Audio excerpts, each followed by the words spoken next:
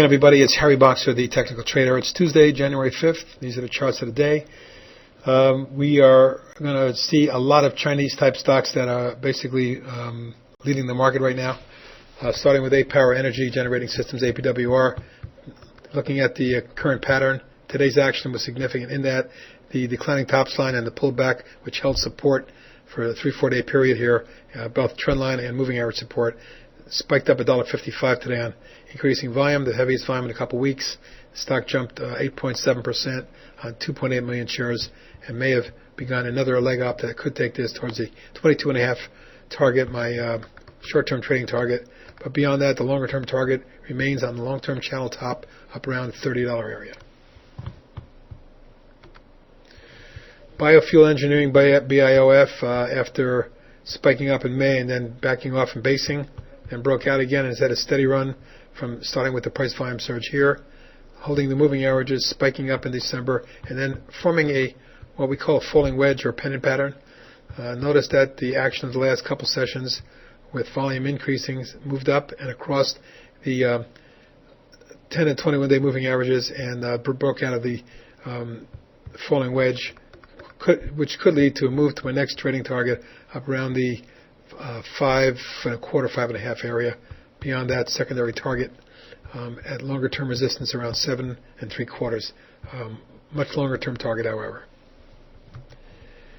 China Automotive Systems CAAS has been in a fantastic rising channel since the March lows, and extended today, following through yesterday's reversal and sharp increase in volume and technicals. The stock gapped up slightly and then ran hard, closing near the highs for the day, going away. The top of the channel up around the 28.5, 29 zone is my short-term target. I believe we hit that 28.5, three-quarter area, about a 5-point move from here as it continues to trend upwards. Today's volume, the heaviest volume maybe in the company's history, but certainly this year. And terrific day for CAAS. China Agritech, CAGC, also following through after breaking the declining tops line. After this low volume ebb held a support at the rising moving averages, low volume here. The breakout occurred yesterday. Nice follow through for another $1.91 today, a nearly 6% gain, and the stock looks like it should shortly hit the top of the channel around 37. My short range trading target. That's the top of this major rising channel since the listing. China Marine Food Group, CMFO, after breaking out in November, pulled back and retested, ran to 8 plus, pulled back and has tested that 3 different times, backed off the 804 level today to close at 771. However, after the close announced a raise in their guidance, the stock is trading above 8 in the aftermarket, and I anticipate a breakout tomorrow and a run that takes this stock to the near the 9 level probably tomorrow. But beyond that, I'm looking at a stock that at the top of the channel measures upwards of 12 or 13 intermediate term. Canadian Solar, another, despite that name, is a Chinese solar energy play, one of my favorites, one of my 2 favorites, Junior Solars. You can see the long-term chart is impeccable. Rising channel shows a potential target in the 49.50 area, which coincides with the highs up in this range back in 08. But the short-term pattern and more rapidly ascending or sharply ascending rising channel, short-term channel, shows that a potential move towards the 35 level is doable short-term. That's my short-term trading target. If it accelerates beyond the top of that channel, you could see the stock move up rather sharply. HPJ, Hong Kong High Power Technology, another Chinese play, broke. The key to today's action is the 3-week coil that was broken on a surge in volume. Stock closing a penny off the high for the day, up 7% on 827,000 shares. That's the second biggest volume in the last 2 weeks or so. So this looks like it could extend, move up towards the top of the channel, and tag our trading target around 11.5 thereabout. IMAX has been flying lately after their receipts from Avatar were announced. The stock is doing extremely well with a fantastic 1-year rising channel. It's taken it from 2.5 to 14.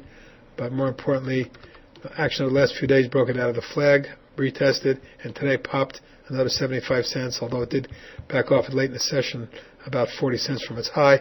It traded 3 1/3 million shares, extremely heavy volume for that stock, and now the target looks to be potentially somewhere up towards the 16.5 area, my next trading target.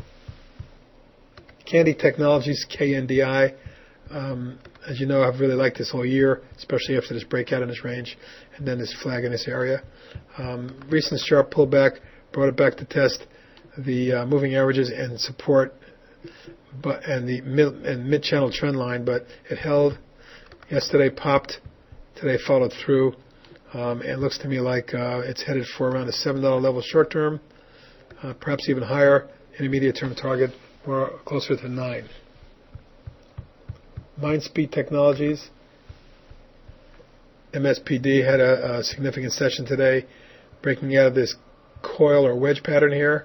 You can see the very narrow range, low volume ebb.